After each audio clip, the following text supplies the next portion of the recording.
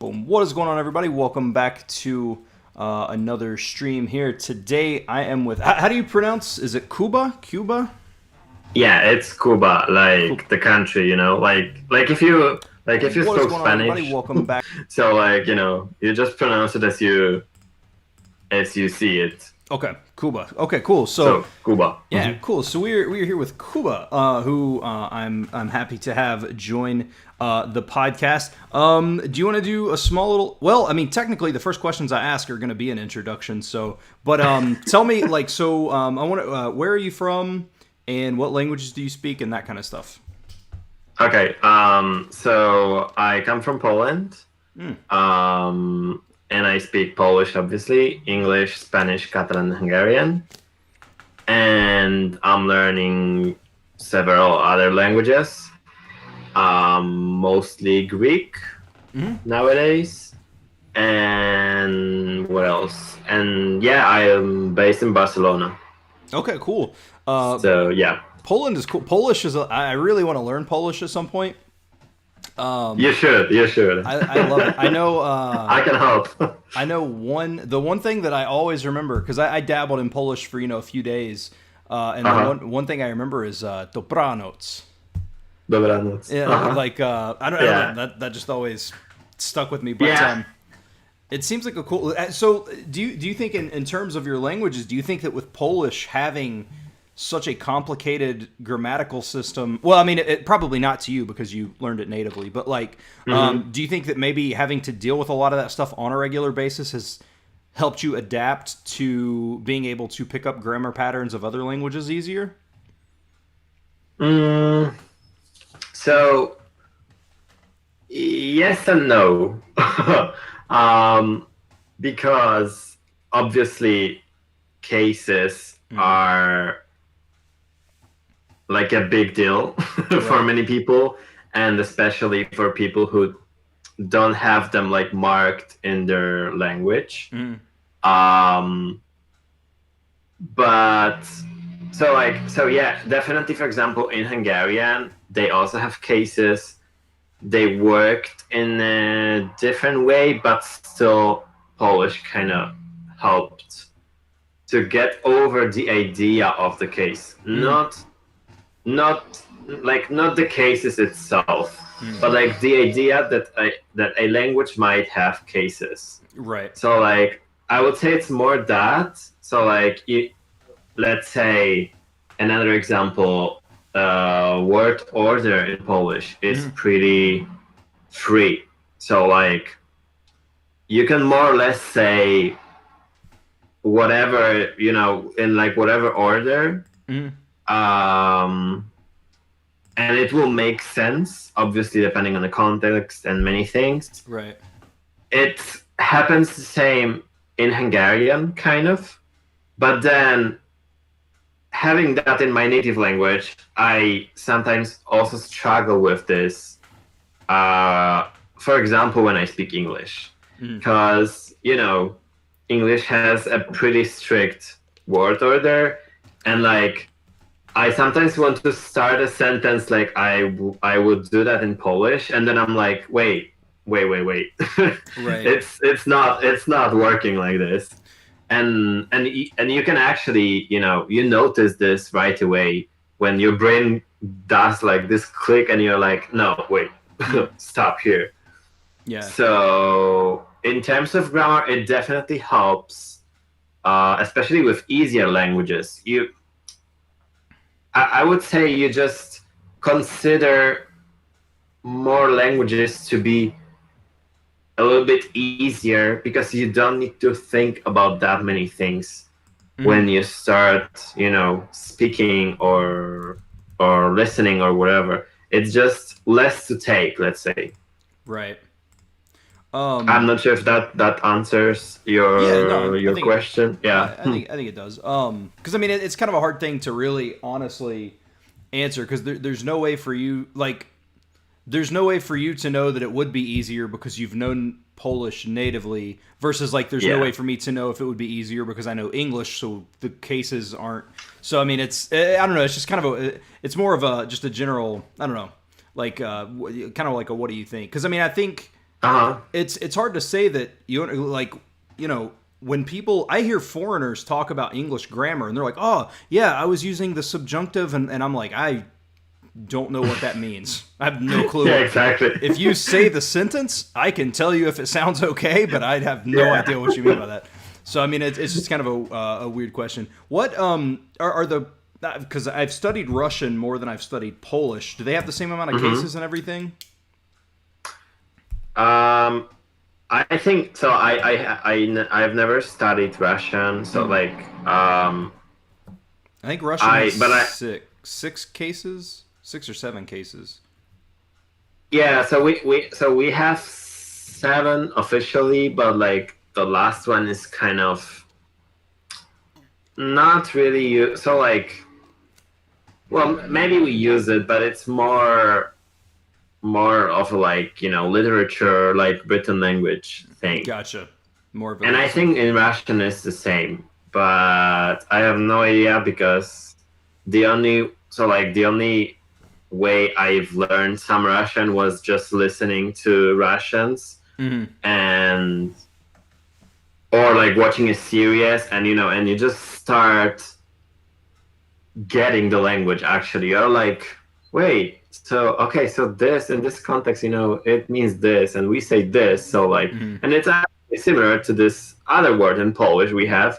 So like, you just make a picture of everything. Yeah. But I've never studied like grammar or anything. Okay. Yeah. Ross on the side here says, you mentioned on Twitter that you have a Discord for language learners. Can you talk more about that? Oh yeah.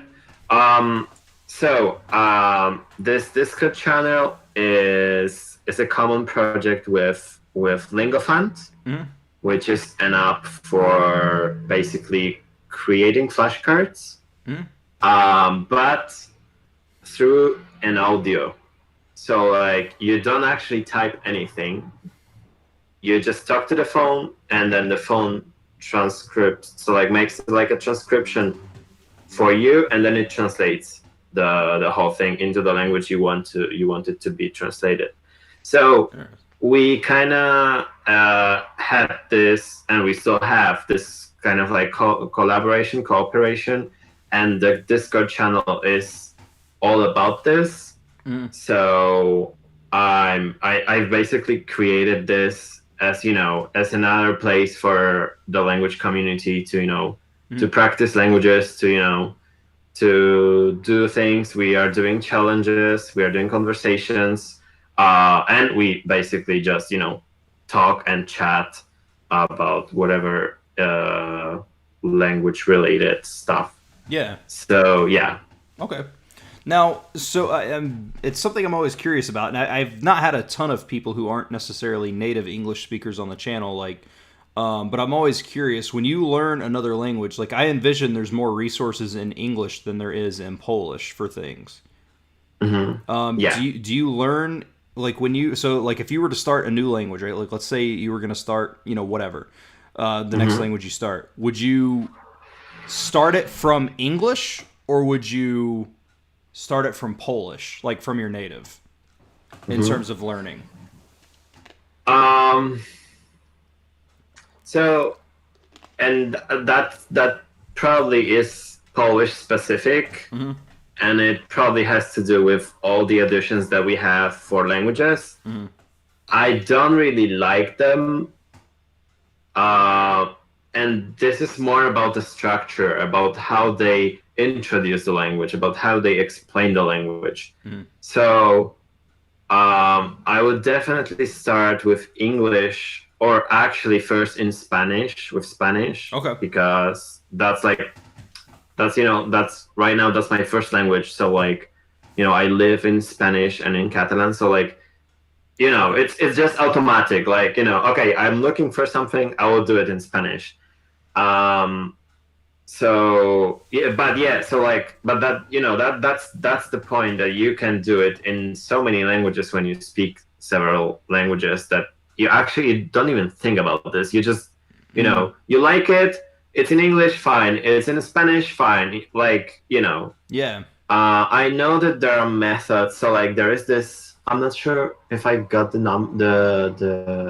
name correctly, but that's like laddering when Laddering, yeah. when you learn a language and then you use it to learn another language and then you go Yeah. like this.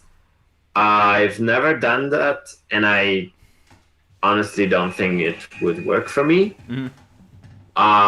But yeah, so I usually go for English unless, for example, if I wanted to study Catalan, I would directly go for Spanish resources because so I always try to go the closest, like regionally, like the closest to the language. You know, sometimes I even go for like I'm learning Greek. I have some books that are completely in Greek, and I'm fine with this. I'm just doing what I understand, and that's also fine. Yeah. So I generally don't discriminate in that sense. Right. I'm just taking what what I find. Whatever resources are there. Greek has Exactly. I studied Greek for a little bit, and I know that I don't know if you would consider it a case system or a gender system, but I know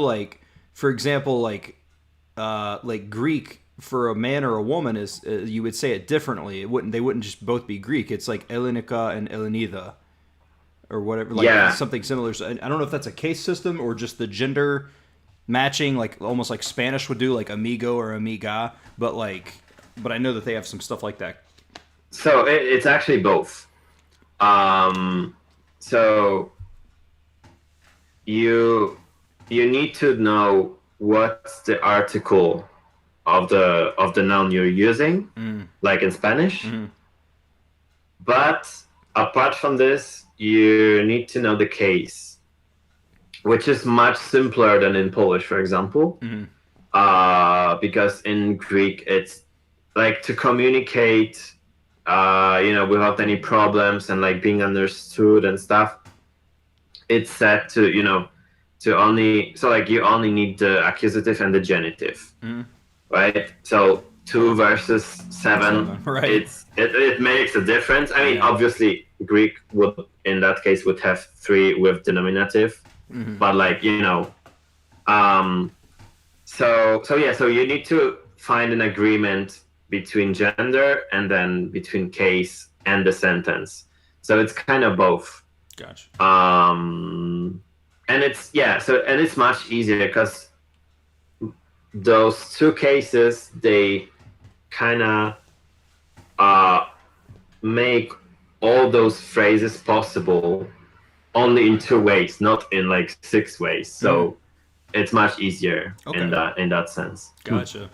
Makes sense. Let me see. Somebody on the side here said, I noticed a pride flag in your Twitter bio. Has being part of the community affected your decision in which languages you learn or where you live? For example, to avoid potentially uncomfortable situations. I'm not sure I get that. So like, can you reread this? So like, yeah, it says, hold on. Let me send you the link to the chat, and you can, which I can. Oh, okay, cool. Yeah, I should have done that. I've gotten really bad at not doing that. No worries. Boom. There's the link to the live stream. That way you can see the questions and stuff as they come through. I sent it on Twitter. Oh, cool. Okay.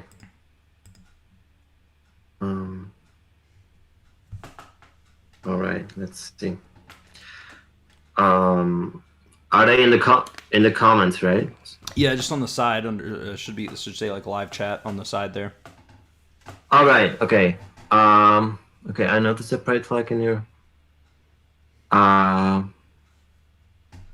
As being part of the community affects your decision. I mean,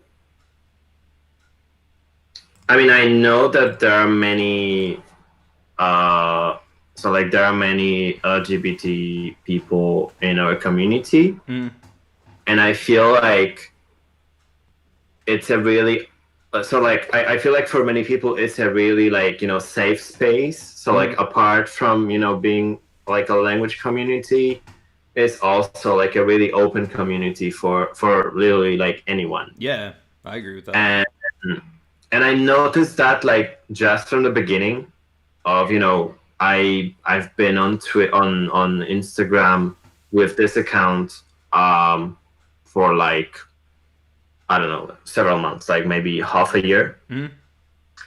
And I've noticed this right away that this is actually something really important in here. And but yeah, but then he's asking like if that affected your decision in which languages you learn. I'm not really sure. So like I'm not really sure how that could affect my languages, but where I live, yes, I that was one of the reasons I actually moved from Poland. Um, I was just like, I just want to live really, and without Right. having that thought in mind that actually Poland is one of the in Europe is one of the countries with with the biggest amount of physical homophobic attacks. Whoa. So you just don't want to think about this when you go with your boyfriend or like whoever like on the street, right? Right. You just go into the store to pick up some coffee, and next thing you know, Yeah, boom. yeah, exactly. So, and I know it can happen like in any place, and it's not a filter itself, but especially here in Barcelona, the situation is like it's like the other way around. So like the homophobia is not tolerated, and not the people who are gay or lesbian or whatever. Mm. So and this makes like a huge difference. Yeah, I'm Because sure. that you are inside a society, you're not outside of it, you're not like something else. Yeah. You're in there, and people actually care about you, which I think is extremely important. And yeah, I'm not sure if that answered this Yeah. question. No, I think so. But yeah, I think so. Um, yeah. Hmm. when you start a language, what is your like? Where do you go? Like, what's kind of your steps? What's your first things that you do when you're gearing up to start learning something, or whatever? Like maybe resources or a particular just general Yeah. guide that you have. So the first thing I do, in case I haven't studied the language before, I usually hack the grammar. Mm-hmm. I sometimes get a book straight away. I sometimes look in the internet. Like I try to evaluate how how problematic the grammar will be for me. Mm-hmm. How I can like which parts can actually be really easy, which parts will be like there are many exceptions or whatever. And I also evaluate if at any point I'm gonna need a teacher. Mm-hmm. So this is kind of like the first step, and then so like when I start, I actually know what's going on. So like I actually know that maybe past tense in this language is so complicated that yeah, I'm gonna learn it, but like I'm just gonna take more time to learn it, and I'm not gonna stress out because I still don't get it, because I know from the beginning that this is a natural thing because it's just more difficult for me. Mm-hmm. And then so like I don't have like a set strategy for every language that I learn, Mm-hmm. but what I'm doing now for Greek, and this is something new for me, and this is actually working for me, is basically learning by creating sentences, Mm-hmm. like from day one. So like, I don't care if I know this tense or not. I'm starting with sentences. I'm starting with the things that I consider important to me. Mm-hmm. I usually use tatoeba. I'm not sure if you know. It basically you just give it the word, and it translates you. So like, and it looks up this word in phrases, and it looks up the translation Mm-hmm. of this phrase in other languages. Okay. So you are looking phrases. You're looking for a phrase in English, Mm-hmm.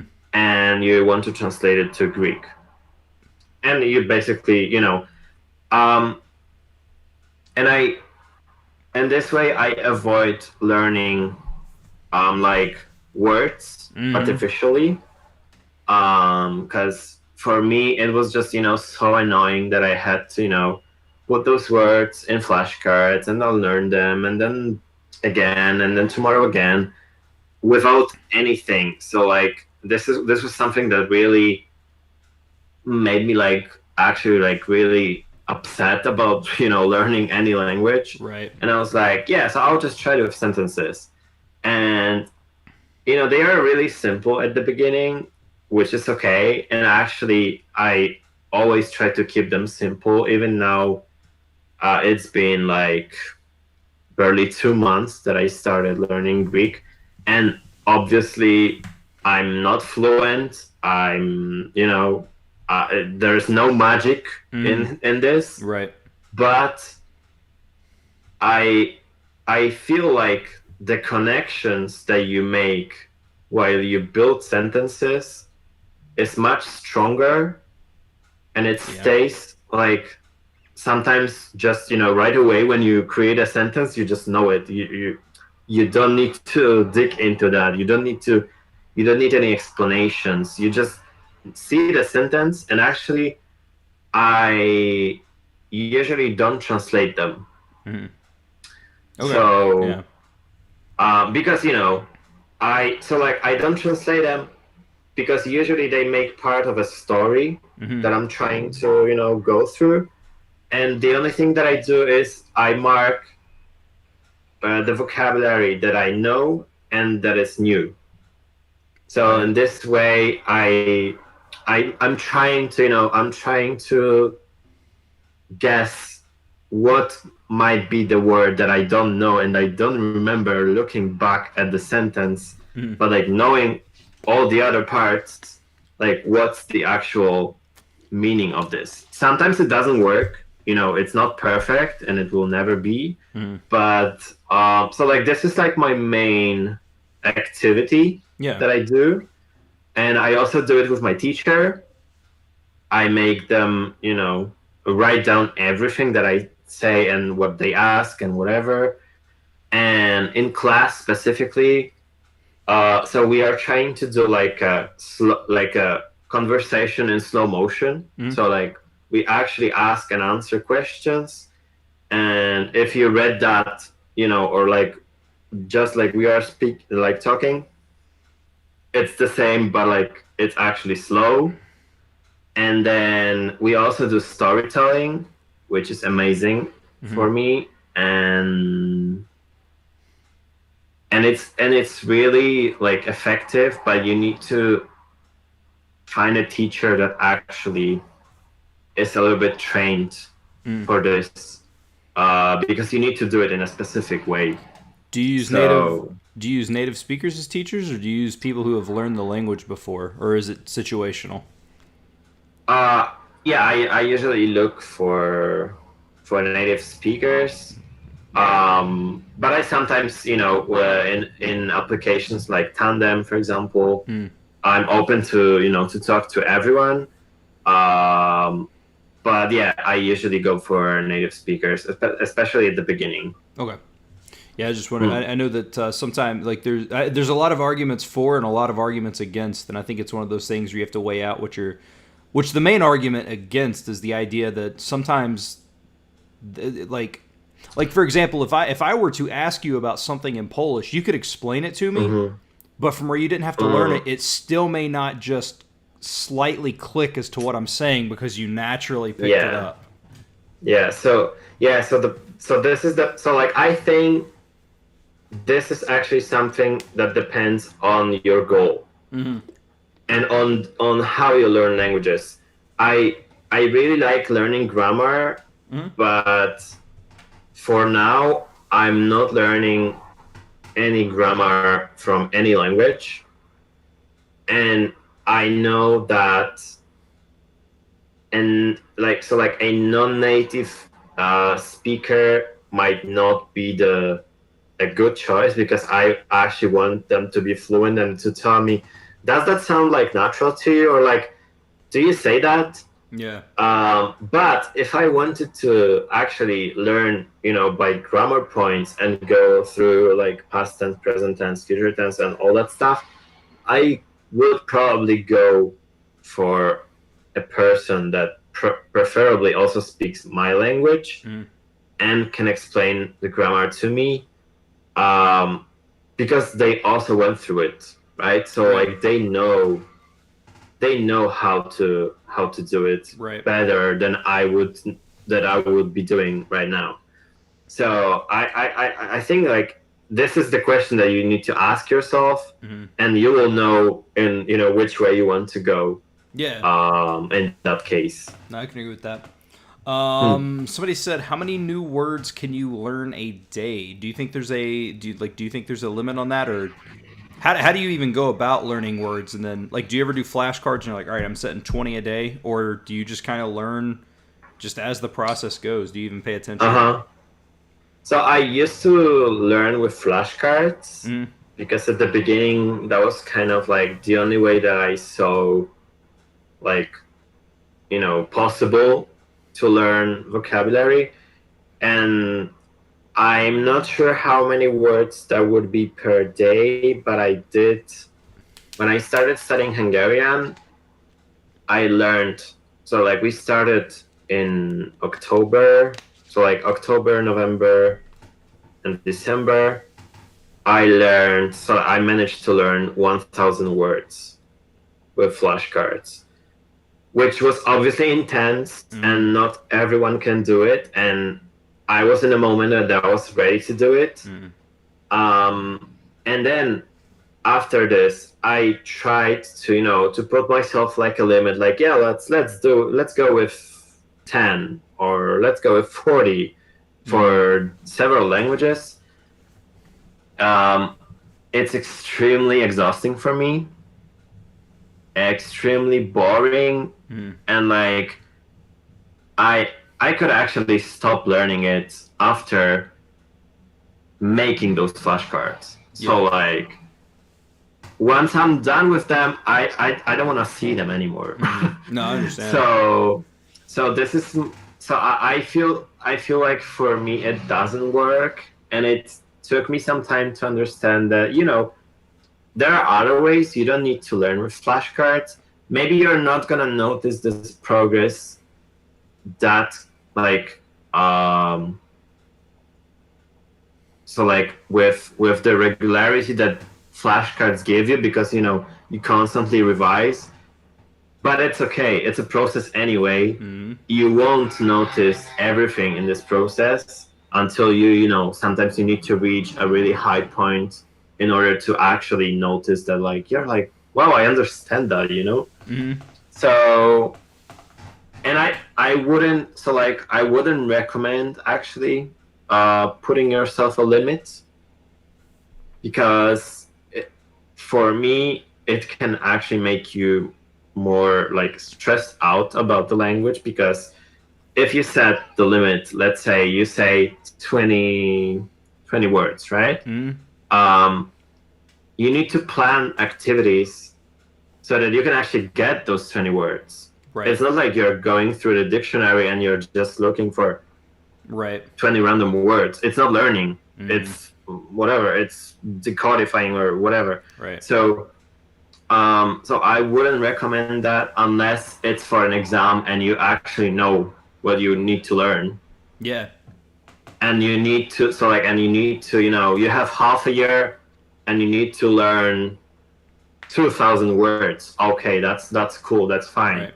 But I in that case even I wouldn't do it as like the only way of learning. I would actually treat it like a side method to what I do Yeah. usually with languages. Yeah, well, a couple of things on what you just said is one, I agree that, and maybe I'll get into making flashcards later. Right now, all I'm using a kanji deck that Matt vs Japan made, and then I'm using there's a book called the Tango in 5 book, which is like 1,000 common vocabulary in Japanese. So I'm going through that as well, but I also spend a majority of my time just watching the language. That way I see those words on flashcards and then go. The other thing is when I'm doing flashcards, I go through spells with remember the kanji, right? I want to be done. I want to be done with it. So sometimes I'll bump it up to 30, and I'm good at doing 30 cards a day for a couple of days, and then it starts to wear me out, and I'll have to dial it back to 10. So I think the idea of how many words you can learn a day is kind of a tricky subject because each day is. There may be some days where you need to drop that down to 0 and just do what your reviews are. Like it's kind of a hard thing to answer. So. Yeah, and also like what I noticed sometimes for example, I used to use Memrise, and when I go through the flashcards that I've made, so like it's a good reference, definitely. So like let's say you have 100 words in your language, and then in 3 months, you just go through it and you see, oh, I actually get like all of those words. So like I improved. So, flashcards, yeah, they are cool, but I would say it's more like setting up your own dictionary than actually like a method for learning a language. Yeah. I don't know. I see it in a different way now, and yeah, and if I need to like have flashcards like I do with Lingofans, then I record or I make my teacher record the whole phrase, because then I start to think. I need to process the whole phrase. I need to know. There's this moment when you understand something, then you don't, and then you understand again. Right. So like you need to, get it all together, and like it's a context. It's actually a piece of valid context and information. And when you listen to it, your brain is actually working in a different way. Yeah. Because like vocabulary is like whatever. You skip this, doesn't matter because you don't have any context. And with sentences it tends to be a little bit more like harder because it's more information, obviously. But if you go step by step and you don't give yourself to difficult sentences, then you're fine. You're good. Yeah. Let me see here. Brian Morgan says, I'm learning Polish. I have been for a while, but soon I will quote unquote start again and try to totally immerse myself or use the technique. Today I received some Polish kids books in the post. That's super cool. Do you have any Polish recommendations, TV shows or movies for this person for immersing in Polish? I would recommend probably the Peppa Pig. I bet it exists in Polish. It exists, I think, in like every language in this world, and I actually love it. So like, like anything that is like for children but has like 5 minutes top. I think it's a really cool thing to watch. And then I can also. So, like, speaking about sentences, actually, it also applies to Polish, like, a lot. And we can, kind of, like, go back to cases. Because So like, you can get all the tables of Polish grammar and, try to remember all those endings, but like, what does it give you? Right. Like theory, Yeah. and then you need to find this theory in your head and apply it at some point in the sentence or in a text or whatever way speaking. It's extremely slow. So what I will recommend, especially for languages like Polish, when you actually need to know why the fuck this word looks like this and not the other way in this specific sentence, this is what I would recommend learning by like sentence mining or like whatever you call it, because you skip the part, I don't know what's this ending for, and you just associate the ending with the context of the phrase, and you're like, okay, so if I want to say I'm learning Polish, then the case ending in case of my languages is this and that, and that's all. I don't care about any other ending. It will appear anyway because we use them all. Right. So like doing this, you learn step by step. You'll learn how to actually use the language, and you don't doubt about those endings, because this is what makes you like, wait, is this correct? Like, is this ending like going here or there, or like maybe it's plural or not? So like, you don't need to think about this because you learned it in the phrase. So I feel like it's extremely important in languages like Polish when you actually, they're not just words put in the sentence, but there's actually something happening to them according to the verb or like preposition or like whatever. Right. So yeah, this is, for me, it's extremely important, and this way I bet that Polish is not that difficult to learn when you actually apply the context from the beginning. Right. Somebody says, if you guys ever met a non-native who sounds like a native, do you think it's possible? Like in terms of Polish, have you ever met a second like Polish as a second language person who sounds like they're Polish? I've met some of them, and they actually spoke really good Polish. I bet they were mostly Ukrainians, which makes it a little bit easier for them to sound like Polish, so like native Polish. But yeah, but other than that, so like not in case of Polish. And I mean, I also don't know many people who learn Polish, so like Right. It's kind of difficult for me to Right. I don't know, what about you in English? Yeah, the only easier for you to find those people. the only person that's coming to mind that I know is there's still little bits of his English where there's just a touch of an accent, but I think he speaks incredibly well, and he speaks more fluid in how a native speaker, because there's a lot of people that learn and they learn from reading, so their explanations for things will be way longer than any native English speaker would ever say.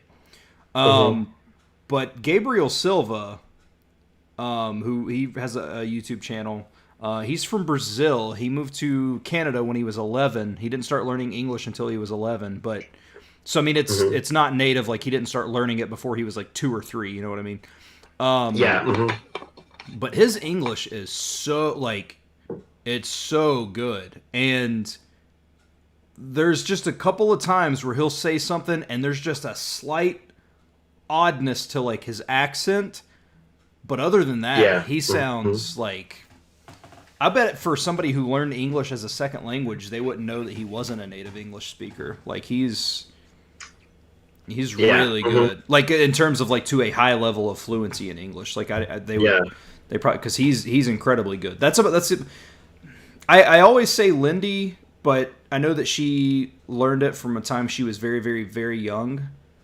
so I don't know if she counts, but I know Afrikaans is her like true native. So I mean, but I would say Lindy if you count her.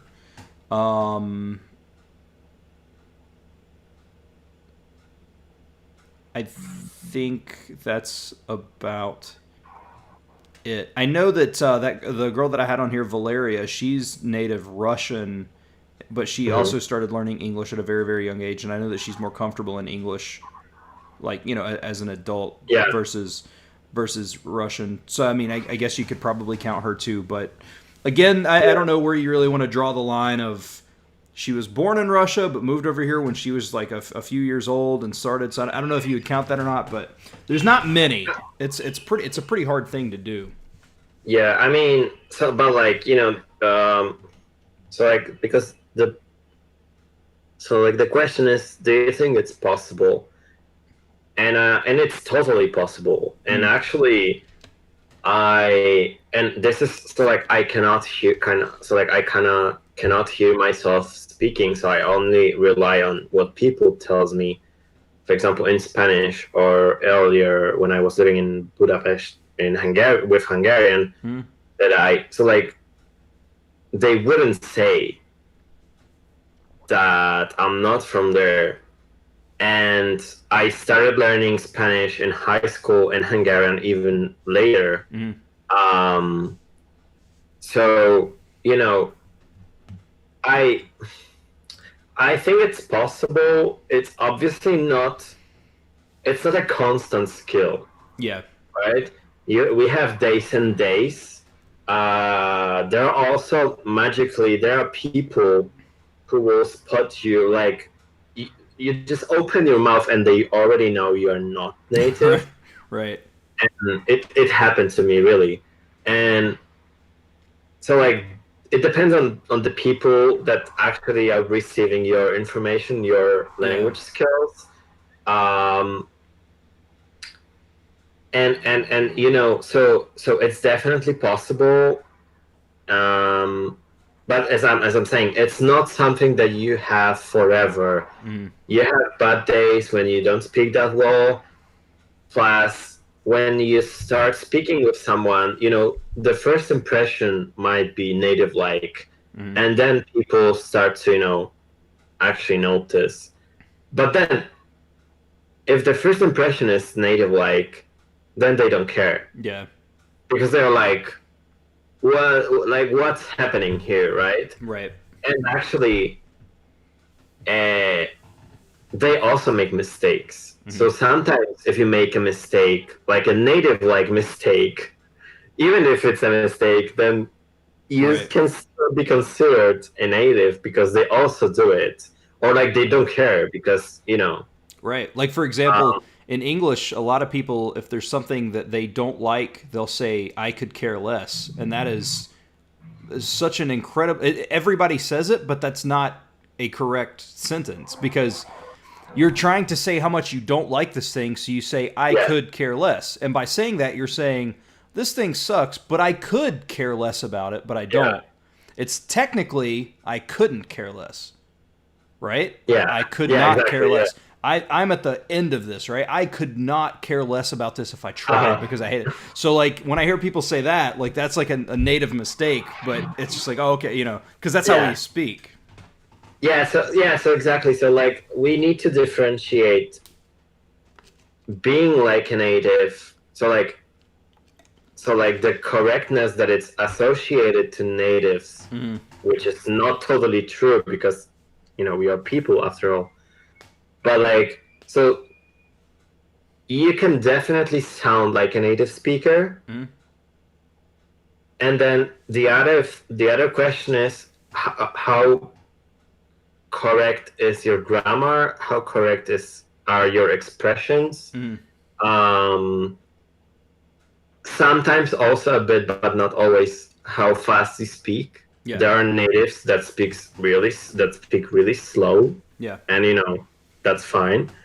So it's not like you just sound like a native and that's it. It's more to this, and that's what you are saying. Like, I could also give you examples of things in Polish that I even I make mistakes, and I know that I make them, but I also know like nobody cares. Mm. So like yeah, maybe I will have some friends that they will correct me, and that's fine. But like all in all, it's not that important. So like the other thing is that if you're like me, I really like to get this impression on people when you're Mm. like, oh, like in Hungary, which is also a little bit different context because it's a small country with small language. Mm-hmm. Not many people learn it, and definitely not many people master it in a Right. way.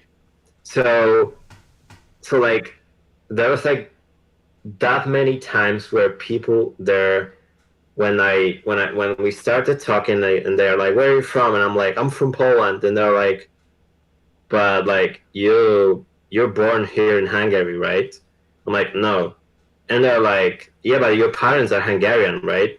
I'm like, no. And Right. then and the fear in their eyes, like what's going on, Yeah. who are you? And then the last question was like, yeah, but like your grandparents are definitely from Hungary. I'm like, no, I just learned it. Right. And then they're like, what the actual fact? So Right. like it also depends on which language, so like what language we are talking about, Mm-hmm. because it's not going to be the same for Spanish and for Hungarian. Right. So yeah. Yeah, and I think the other thing too is depending on what people like. I think a lot of people get hung up on whether or not somebody sounds native or not when it may not be your goal. Like Exactly. Yeah. my goal is to become highly functional in Japanese, but at this point, it's not to be. I don't have any interest in going to Japan and them being like thinking that I'm a native. It's just not something. Mhm. I don't. I want to get to a highly functioning level, but I would rather spend the additional thousands of hours becoming conversational in another Yeah. few languages. So I think that's part of it as well. And I think, man, Yeah. it's so. And again, like you said, I could sound like a native in Spanish way faster than I could if I was trying to sound like a native in Japanese learning it. Hmm. Yeah, but definitely, this also, so like we need to also think about this. So this is a skill, Mm-hmm. right? This is something that you learn. That's exactly like the same skill when you listen to something Mm-hmm. and you can understand it when they speak. So if you think about this, like me, for example, I like learning the language so that I can sound as a native speaker. Mm-hmm. So I can sound like native like, but I don't like listening. So like those are, two activities that I like and not. Mm-hmm. And I'm simply so like this is also about us. This is also about how we learn languages. And as you say, like maybe it's not important for me. Maybe I don't even like to put this effort to sound like a native speaker. Maybe I love listening, and I will tell you like, you know what, I'm off. I just wanna. So like there are many people, for example, who they're like, yeah, you need to start listening from day one, and I'm like, no, please, this is such a torture for me. Mm-hmm. I do it from like B1 and more, Mm-hmm. and I'm perfectly able to learn this language. So even if you don't sound native like, you're also able to learn this language perfectly. Even if you have this accent, that's fine. Like there are many people who will find it cute. Yeah, so no, people like accents. Yeah, yeah. So it's not, so like this all of this is because we put the native as if they were like gods or something. Mm. And yeah, they are examples that we should follow, Yeah. because this is the only example that we can follow, actually. But this is not the point. So, Yeah. or like, it doesn't have to be in Right. in learning a language. Yeah. No, I agree. And yeah, it's just based on, I mean, and that's the thing. Like, that's what's hard about the language community is, you know, you'll have people watching your videos and this, that, and the other, or doing whatever, following you on Twitter, and you know, I mean, there's probably not one person in the language community that has the same exact goals. So, you know, telling someone they're wrong or that they need to do this or they need to do that, that might not be what their goal is. No, yeah, exactly. I mean, you cannot judge people. So, like, you can give advice if you're asked. You can, you can obviously you can tell your opinion. That works better for me. But like, we have so like every person has their own methods, and actually, maybe this person is actually experimenting with all of them. So like, who are you to tell me what's good or what's bad? And like, people say, yeah, you need to learn. So like, you need to spend like every day, even if it's like 5 minutes, but you need to do it. Yeah, well, maybe for you it works, but maybe there are people that actually they go and they learn whatever once a week, and they actually learn more than if they would be learning, if they were learning like every day for half an hour. There are people and people, and yeah, it's like saying you don't walk correctly. Like what's even that? Like I walk as I walk. Like so yeah. So I would say that's the point. Yeah. Yeah. Ross says, which parts of Spain have you visited / lived in, and where are your favorite places and why? Okay. So I've been to pretty much the whole I had this trip where I basically visited like the whole country, let's say, or like most of this. I lived, so like I stayed for 3 weeks in Santiago de Compostela, which is the Galician part. I stayed for 2 weeks in Basque Country, and now I've been living in Barcelona for like 2 years. And that's definitely my favorite place to live, to be, to function, to do anything. And yeah, I think that's that answers the question. Yeah. How long did it take you to become comfortable in Hungarian? Well, comfortable, So for me, being comfortable means I don't have to use any other language in order to, to tell you what I think, right? What I want to say. Right. Like, I don't need you to translate words for me.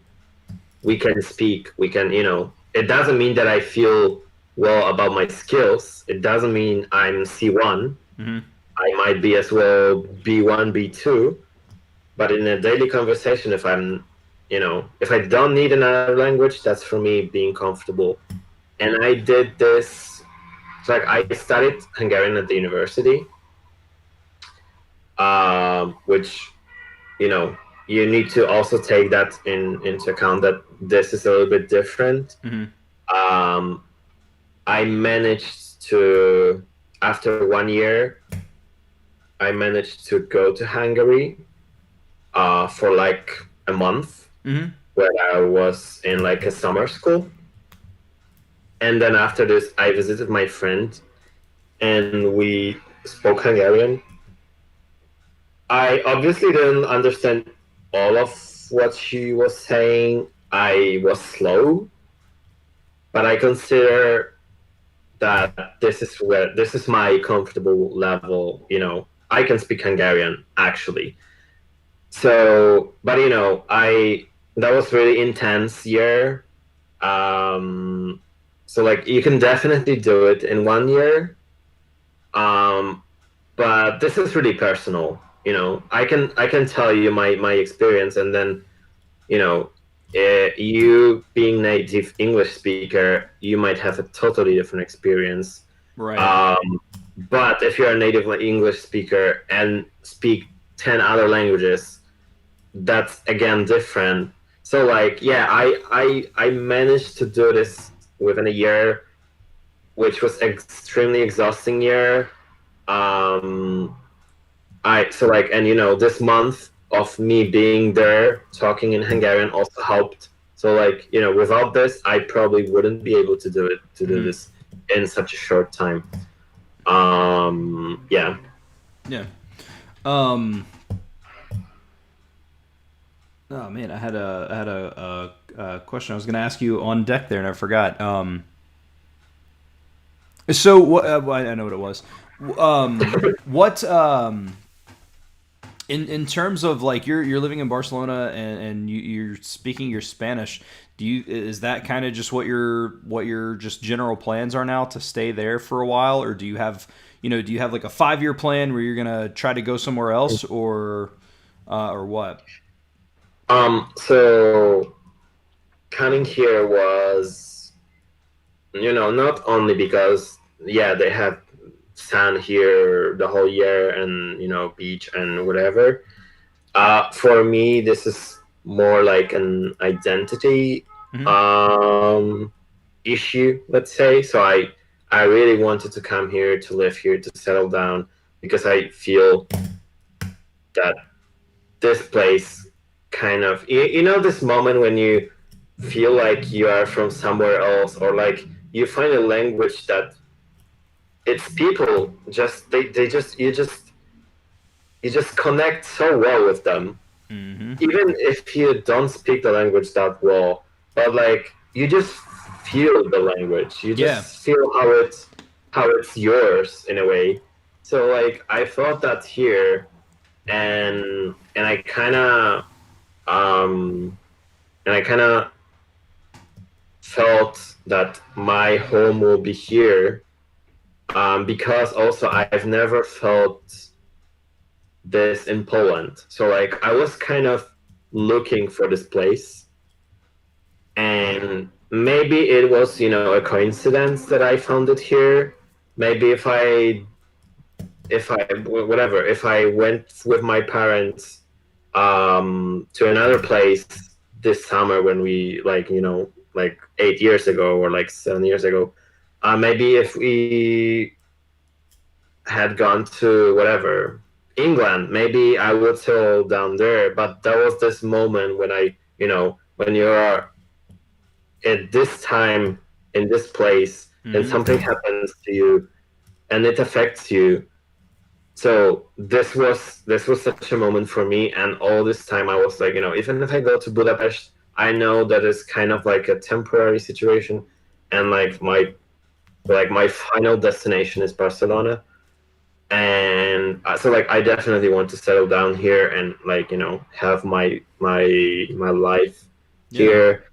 I obviously would like to whatever go to live somewhere else maybe, but like I would consider Barcelona my place to live, my place to be, so like home Okay. basically. Yeah. I Hmm. mean, it sounds really cool, man. I mean, finding a place to be able to call your own, so to speak, is all. I mean, is Yeah, huge. yeah, exactly. Even if you're not, even if you haven't been born here, it's Yeah. still, so like it still can be yours in a way. Yeah. No, I have a friend that lives in Japan, and he's been there for 4 years. He was in Korea 2 years before that, and Hmm. I mean, he's very much adapted that Eastern Asian just kind of thing about him. Like, I mean, when he comes here, Yeah.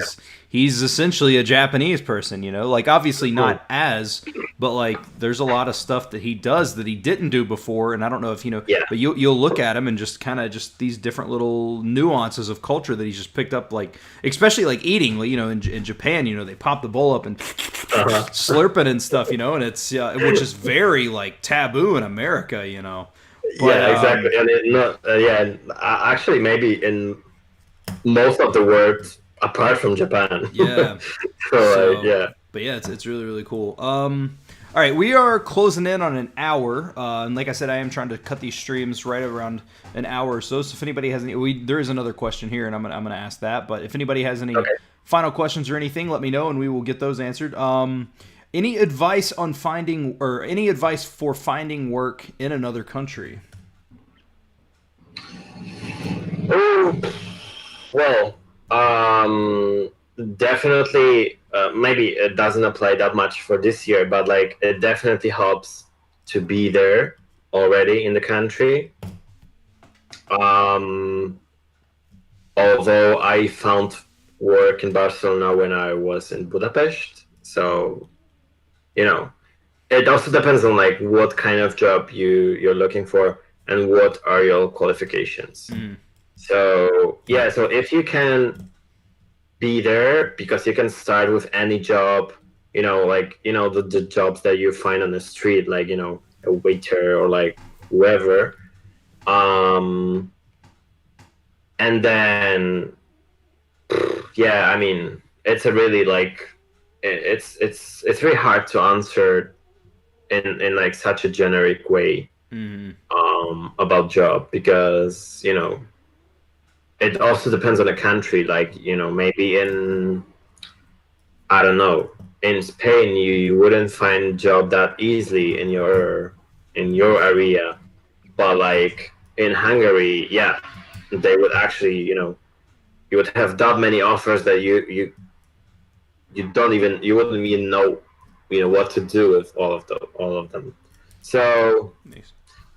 yeah, it's complicated to answer, but definitely like having friends, or like actually having been there for some time, it also helps, because you kind of know the reality, and you obviously can ask people, but like if you know that you've been there for a month and you spend that and that much money, you know how much money you would like to earn, or like what would be nice for the beginning, and then you can negotiate or whatever. So like it definitely helps to if you don't have to, I wouldn't look in a country that you don't know, because it just makes things more complicated, and it takes more time to settle down, even if you have a job already in this country. So yeah, That makes sense. that would be Makes sense. Well, cool. I appreciate you jumping on. Lots of Thanks for having me. Interesting information. And again, I love speaking to people, because I feel like everybody, even what we talked about today, everybody goes through things differently, and and